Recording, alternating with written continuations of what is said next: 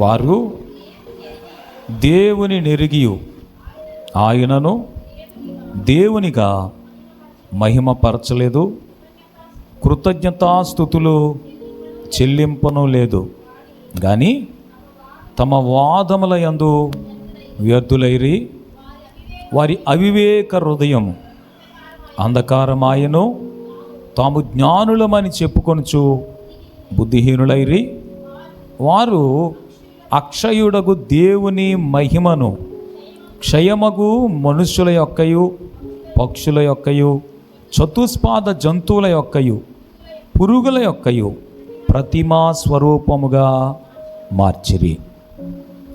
ఈ మాటలు వినండి. ఈ దినం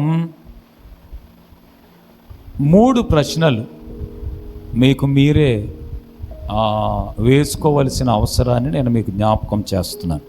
1, మీరు దేవునిని ఎరుగుదురా? పక్క వాళ్ళకి సెకండ్ ఇచ్చి మీరు దేవునిని ఎరుగుదురా అని అడగండి ఒకసారి.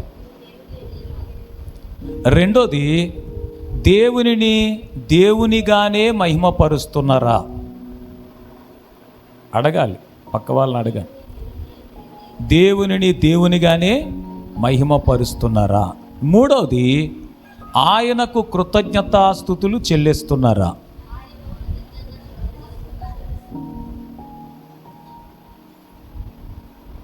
ఒకసారి మిమ్మల్ని మీరే అడుక్కోండి, మిమ్మల్ని మీరే ప్రశ్న వేసుకోండి.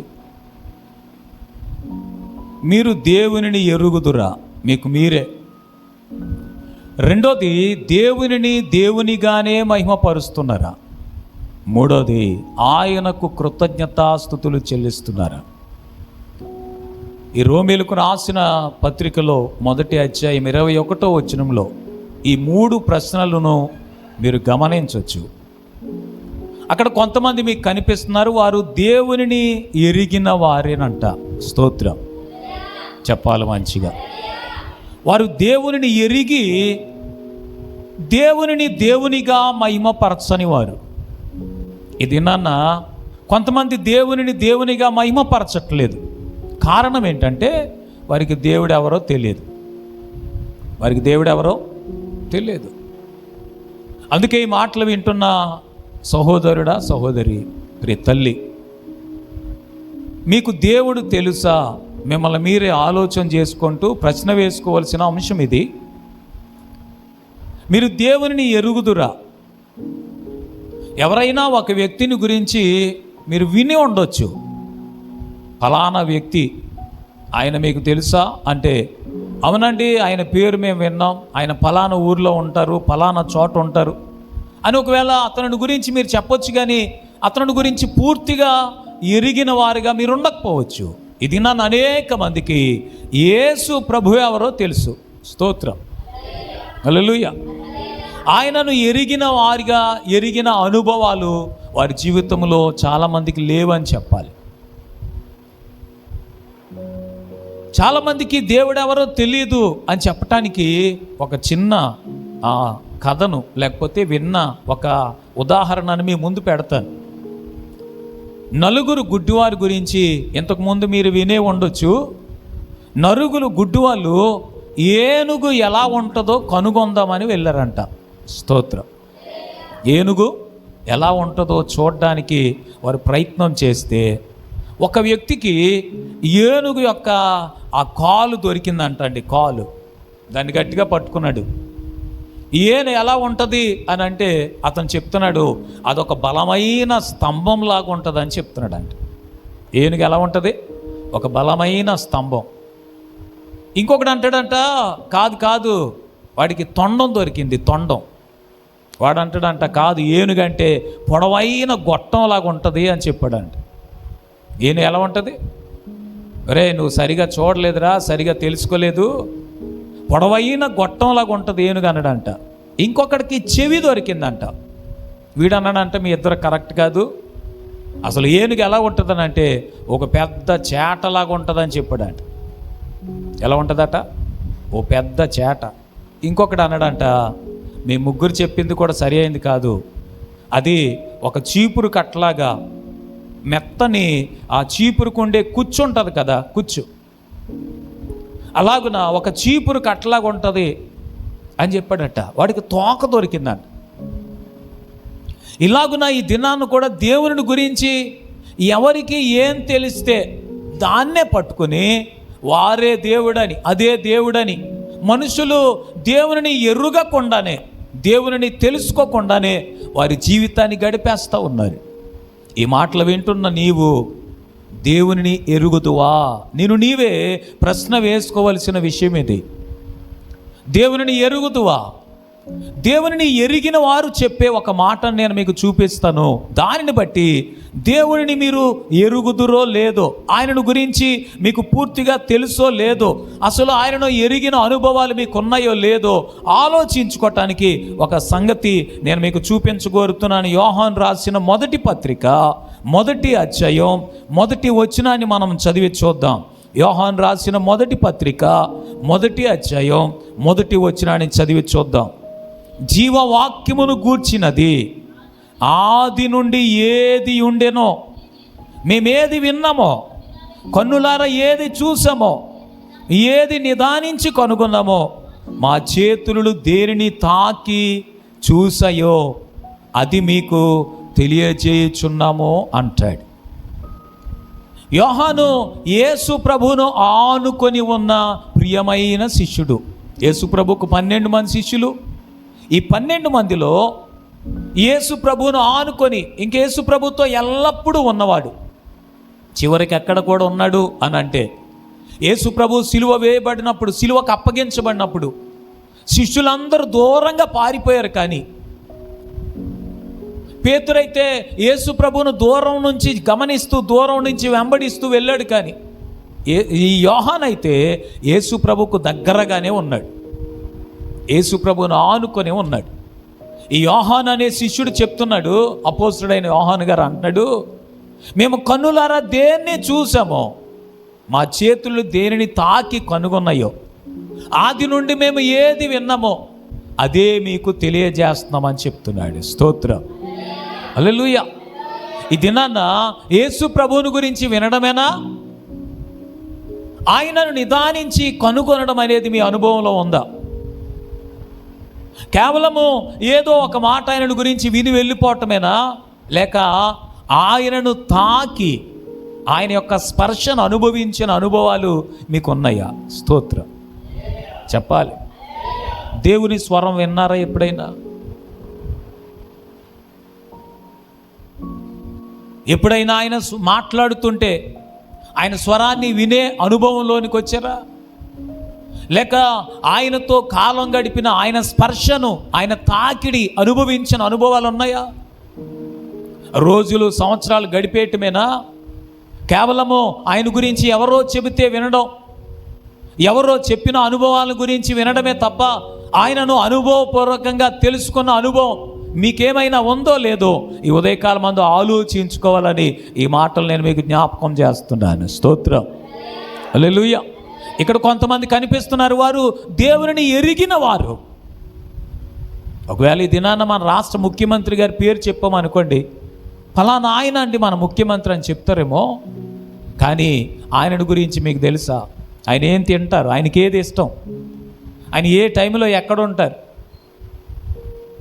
ఆయన అలవాట్లు ఏంటి, ఆయన పద్ధతి ఏంటి, ఆయన విధానం ఏంటి, ఇదంతా మీకేమైనా ఆయనను బాగుగా ఎరిగిన వారేనా? అలా దేవుని గురించి మీరు ఆలోచన చేస్తే ఏదో వారు వీరు చెప్పిన 4 మాటలు వినేసి యేసుప్రభు అంటే ఇలాగా, యేసుప్రభు అంటే అలాగా అని చెప్పటమేనా?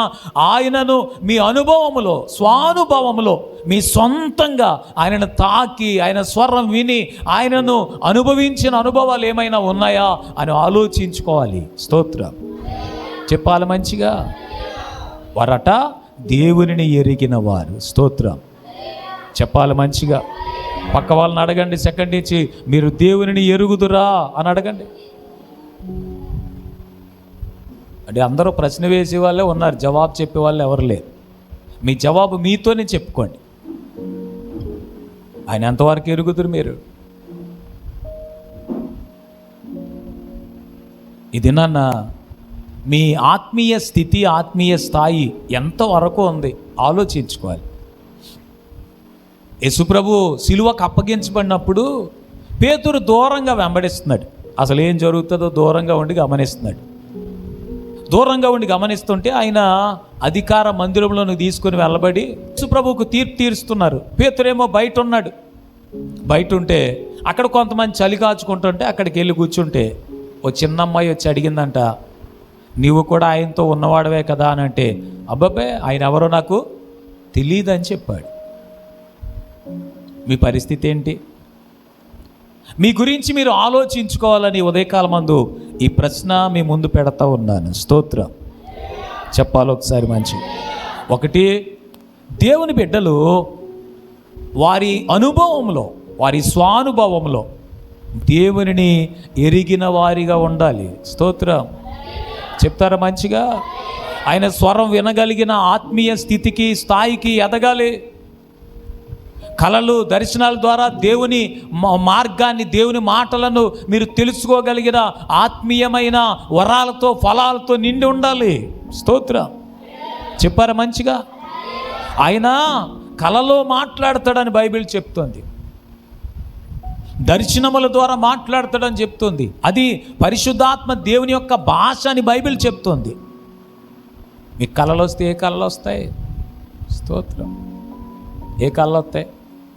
కొంతమంది చెప్తుంటారు, నా మంచం అలాగా ఆకాశంలోకి ఎగిరెళ్ళిపోతుందండి. ఇంకెప్పుడు అదే కళలా? దేవుని గురించిన దైవ సంబంధమైన కళలు, దర్శనాలు ఏమీ ఉండవా?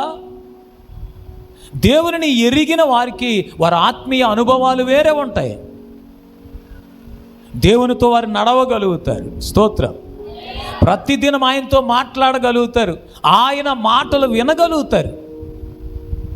దేవుడు మాట్లాడుతుంటే వినగలిగిన చెవి వారికి ఉంటుంది. స్తోత్రం. ఎవరు మాట్లాడితే? దేవుడు మాట్లాడితే వినగలిగిన చెవి దేవుడు వారికి ఇస్తాడు. అనుభవంలోనికి రావాలి. దేవుని ఎరిగిన వారికి ఉండాల్సిన ప్రాథమికమైన లక్షణాలు ఇవి. స్తోత్రం. ఏ లక్షణాలు? ప్రాథమికమైన లక్షణాలు అంటే బేసిక్ ఏంటిది? క్వాలిటీస్ అన్నమాట. బేసికల్గా అసలు మా ప్రారంభంలోనే మామూలుగా ఉండాల్సిన ప్రాథమిక లక్షణాలు ఇవి. ఆయనను ఎరిగిన వారికి ఇలాంటి అనుభవాలు ఉంటాయి. స్తోత్రం. ఆ మాటని యోహాను అంటాడు, మా చేతులు దేనిని తాకి చూశాయో, మా కన్నులారా మేము దేనిని నిదానించి తెలుసుకున్నామో, ఏది ఆది నుండి మేము ఏది విన్నామో అదే మీకు తెలియచేస్తామంటాడు. స్తోత్రం. వారట దేవునిని ఎరిగి ఉన్నవారై ఉన్నారు. అందుని బట్టి దేవుని స్తుతించాలి. స్తోత్రం. వారి వెంటనే వారికి ఉన్న ఒక అవలక్షణం మనం ఇక్కడ చదువుతాం.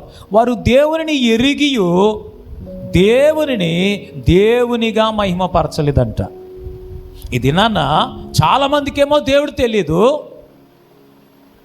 దేవుడు ఎవరో తెలియక ఏది పడితే అదే దేవుడని, ఎవరు పడితే వారి దేవుడని, ఇటు వెళ్ళాలో తెలియక వారు ఏది అనుకుంటే, వారికి ఏది తెలిస్తే దాన్నే పట్టుకొని వేలాడేవారు కొంతమంది వారికంటే ఒక అడుగు ముందుకేసి, ఒక అడుగు ముందంచెలో ఉండి వారు దేవునిని ఎరిగిన వారై ఉన్నారు. స్తోత్రం.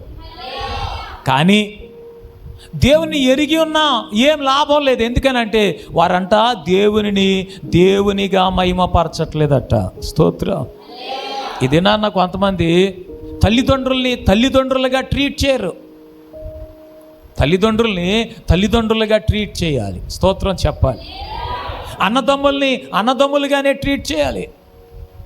ఏ సామెత ఉందిగా, అయిన వారికేమో ఎక్కడ పెడతారట? అమ్మా చెప్పండి, పర్లేదు. అయిన వారికి ఆకులో, కాని వారికి కంచంలో పెడతారట. ఇది నన్న చాలామంది అలాగున్నారు. ఎవరిని ఏ స్థానంలో ఉంచారో, ఎవరిని ఏ స్థాయిలో గౌరవించాలో, ఎవరిని ఎలా ట్రీట్ చేయాలో తెలియక బ్రతుకుతున్న వాళ్ళు చాలామంది. స్తోత్రం చెప్పాలి మంచిగా. ఏం చేయరు? కొంతమంది ఎందుకో ఊరందరినీ గౌరవంగా పలకరిస్తారు. ఇంట్లో వాళ్ళు మాత్రం తీసి తీసి తీసి కనీసం కరివేపాకు ఇచ్చినంత గౌరవం కూడా ఇవ్వరు. స్తోత్రం చెప్పట్లేదు మీరు. ఊరోళ్ళు వచ్చారు అనుకోండి, వస్తే వారి కోసం గడగడలాడిపోయి అన్నీ చేసి పెట్టేస్తారు. అదే ఇంట్లో వాళ్ళని కనీసం ఏమీ చేయరు. నేను దాన్ని ఏమని చెప్తానంటే, దేవునిని ఎరిగి ఉన్న ఉపయోగం లేదు. ఎప్పుడు దానివల్ల నీకు ప్రయోజనం అని అంటే దేవునిగానే మహిమపరచాలి. స్తోత్రం చెప్తారా? ఎవరిగా మహిమపరచాలి? దేవుడు తెలుసుంటే సరిపోదు, దేవునితో నీకు అనుబంధం ఉంటే సరిపోదు, దేవుడు నీకు ఏదైనా ఆత్మీయమైన ఆ అనుభవాలు ఇచ్చుంటే సరిపోదు, దేవునిగానే మహిమపరచాలి. ఇక్కడ కొంతమంది కనిపిస్తున్నారు, వారట దేవునిని ఎరిగిన వారే కానీ దేవుడు ఎవరో వారికి తెలుసు. స్తోత్రం. దేవుడు మాకు తెలుసండి అని చెప్తారు వాళ్ళని అడిగితే, కానీ దేవునిగా మహిమపరచలేదు వాళ్ళు. మూడోది, కృతజ్ఞతాస్తుతులు చెల్లించలేదంట. దేవుని బిడ్డ అయిన నీకు ఈ 3 విషయాలు తప్పకుండా నీ ఆత్మీయ అనుభవంలో ఉండాలి. ఒకటి, దేవుడు ఎవరో తెలిసి ఉండాలి. స్తోత్రం. పక్క వాళ్ళతో చెప్పండి, సెకండ్ ఇచ్చి, దేవుడు ఎవరో నీవు ఎరిగిన వ్యక్తివై ఉండాలని చెప్పండి. చెప్పండి.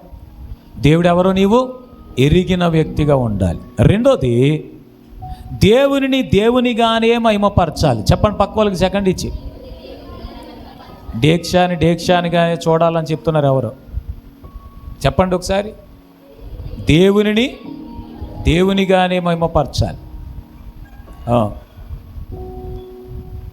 మూడోది, ఆయనకు కృతజ్ఞతాస్తుతులు చెల్లించాలి.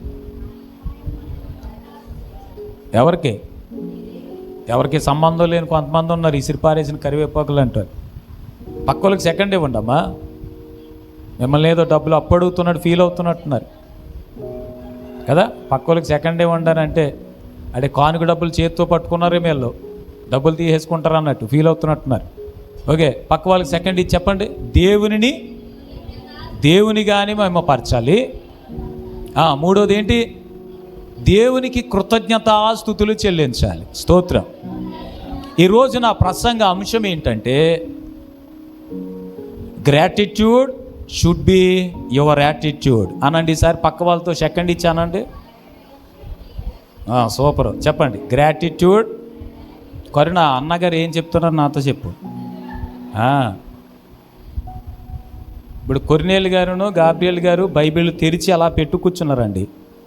నేను చెప్పిన వచనం వాళ్ళతో చదివించాలన్న ఆశ. గాబ్రియల్ గారు ఇప్పుడు రోమీలకు రాసిన పత్రిక 1వ అధ్యాయం 21వ వచనం చదువుతారు. మనం విందాం.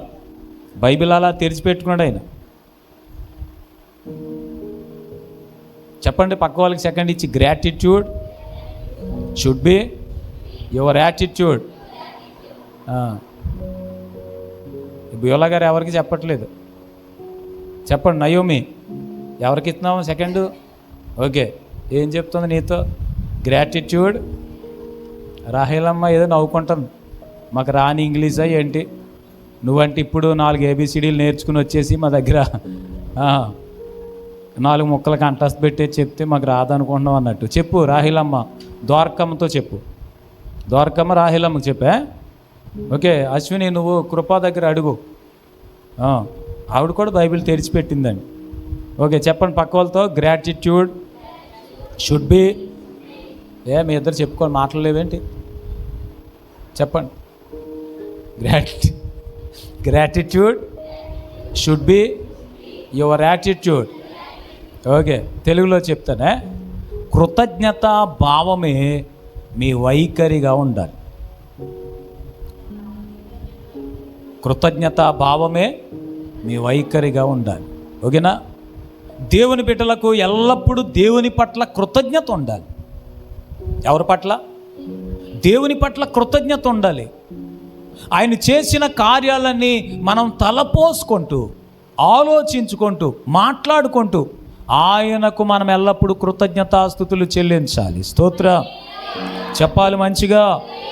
ఈ దినాన్న మనం దేవుని సన్నిధిలో ఉండగలిగాం అని అంటే మన బలమో, మన జ్ఞానమో, మన గొప్పతనమో, మనలో ఉన్న ప్రత్యేకతో కాదు, కేవలము దేవుని కృపను బట్టి ఆయన సన్నిధిలో మనం ఉన్నాం. స్తోత్రం. ఎవరి కృపను బట్టి? దేవుని కృపను బట్టి. అందుకని ఆయనకు కృతజ్ఞతాస్తుతులు చెల్లించాలి. ఇక్కడ కొంతమంది మనకు కనిపిస్తున్నారు, వారు దేవుని ఎరిగిన వారేనట, కానీ వారిలో ఉన్న అవలక్షణం ఏంటంటే, వారిలో ఉన్న లోటుపాటు ఏంటంటే, వారికి ఉన్న కొదువ ఏంటంటే, కొరత ఏంటంటే, దేవునిగా మహిమపరచట్లేదు. దేవుని బిడ్డ, నీకు దేవుడు తెలుసు కనుక ఆయనను ఆయనగానే మహిమపరచాలి. స్తోత్రం. దేవునిని నువ్వు ఏ విషయంలోనూ తక్కువ చేయకూడదు. దేవునికి నువ్వు ఏ విషయంలోనూ తక్కువ చేయకూడదు. దేవునిని తక్కువ చేయకూడదు, దేవునికి నువ్వు తక్కువ చేయకూడదు. స్తోత్రం. చెప్తారా మంచిగా? ప్రభువు ఇశ్రాయేలీలు అరణ్యములో ఉన్నప్పుడు ఆయన ప్రజలకు ఇచ్చిన 10 ఆజ్ఞలలో ఒక మాట ఏంటంటే, నిర్గమకాండం 20వ అధ్యాయం 7వ వచనాన్ని చదువుతాం చూడండి. నీ దేవుడైన యెహోవా నామమును వ్యర్థముగా ఉచ్చరించకూడదు. యెహోవా తన నామమును వ్యర్థముగా ఉచ్చరించు వారిని నిర్దోషిగా ఎంచడు. ఆయనను దేవునిగానే మహిమపరచాలి. ఆయన నామాన్ని తక్కువ చేయకూడదు, ఆయనకు మనం ఏది తక్కువ చేయకూడదు. స్తోత్రం. చెప్పాలి ఒకసారి మంచి. దేవునిని దేవునిగానే మహిమపరచాలి. మూడవది, ఆయనకు మనం కృతజ్ఞతాస్తుతులు చెల్లించాలి. స్తోత్రం. చెప్తారా మంచిగా? హల్లెలూయా. దేవుని గురించి మనం ఆలోచన చేస్తే ఆయనకు కృతజ్ఞతాస్తుతులు చెల్లించే ఆ విధానమే మన జీవితంలో ఎల్లప్పుడూ ఉండాలని చెప్పటానికి, gratitude should be your attitude.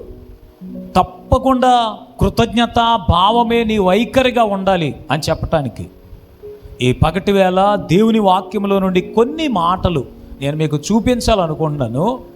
అసలు దేవుని వైఖరి ఏంటి, దేవుని విధానం ఏంటి, దాన్ని ఒకసారి మీకు జ్ఞాపకం చేయటానికి లూకా సువార్త 6వ అధ్యాయం 35వ వచనాన్ని చదువుదాం. లూకా సువార్త 6వ అధ్యాయం 35వ వచనం. ఎట్టి వారిని గూర్చి అయినా నిరాశ చేసుకోకుండా మీ శత్రువులను ప్రేమించండి, అప్పియండి, మీ ఫలం గొప్పగా ఉంటుంది, మీరు సర్వోన్నతుని కుమారులై ఉంటారు. వినండి వినండి వినండి. ఆయన వైఖరి ఎలాంటిదో చెప్తున్నాను. మా వైఖరి కృతజ్ఞతా భావంగా ఉండాలని చెప్తున్నారు కదా పాస్టర్ గారు. మరి దేవుని వైఖరి ఏంటి, దేవుని విధానం ఏంటి, అసలైన లక్షణం ఏంటి అని అడిగితే, ఆయన కృతజ్ఞత లేని వారి ఎడల, దుష్టుల ఎడల ఉపకారిగా ఉన్నాడు. స్తోత్రం. దేవుని వైఖరి ఎలాంటిది అని అంటే, కృతజ్ఞత లేని వారి ఎడల, దుష్టుల ఎడల కూడా ఆయన ఉపకారి. మరి ఆయన బిడ్డగా ఉన్న నీవు కూడా ఎలాగ ఉండాలనంటే, కృతజ్ఞత భావమే నీ వైఖరిగా మారిపోవాలి. స్తోత్రం. చెప్తారా మంచిగా? హల్లెలూయా. కృతజ్ఞత భావంతో నువ్వు బ్రతకాలి. అసలు దేవుని వాక్యం ఏం చెప్తుందనంటే, ప్రతి విషయంలోనూ మనము కృతజ్ఞతాస్తుతులు చెల్లించాలంట. స్తోత్రం. ఏ విషయంలో చెల్లించాలి? ప్రతి విషయం. తెస్సలోనికలకు రాసిన మొదటి పత్రిక 5వ అధ్యాయము 16-18 వచనాలు కలిసి ఉన్నాయి, చదవండి ఒకసారి. తెస్సలోనికలకు రాసిన మొదటి పత్రిక 5వ అధ్యాయం.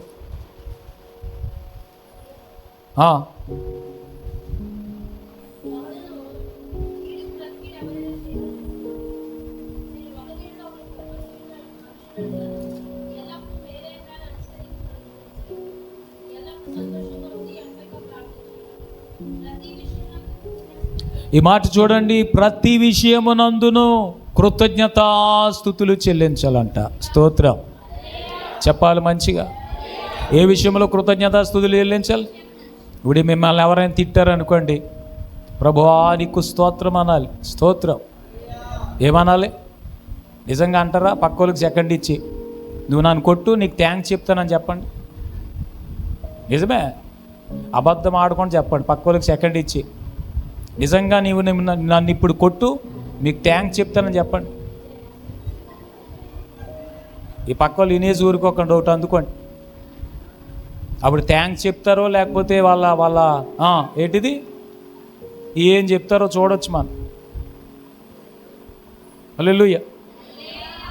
మన వాళ్ళు ఎంత కృతజ్ఞతాభావం ఉంటుందంటే ఇలా తగిలితే చాలు, 4 తగిలించినట్టు చూస్తారు. ఏం చేస్తే చాలు? చెప్పట్లేదు మీరు? హల్లెలూయా చెప్పినప్పుడు పక్క వాళ్ళకి ఇలా చెయ్యి తగిలితే చాలు, ఇంకంతే, వాళ్ళ విశ్వరూపం బయటకు వచ్చేస్తుంది. నిజమైన వైఖరి అది, వాళ్ళ వైఖరి అదే. ఒకవేళ ఎప్పుడైనా నవ్వుతూ ప్రైజ్ లాట్ చెప్పొచ్చు కానీ అసలు వాళ్ళ వైఖరి ఏంటంటే, నీ చెయ్యి తగిలినప్పుడు వాళ్ళ ముఖంలో చూస్తావు కదా, అది అసలు వాళ్ళ వైఖరి. స్తోత్రం.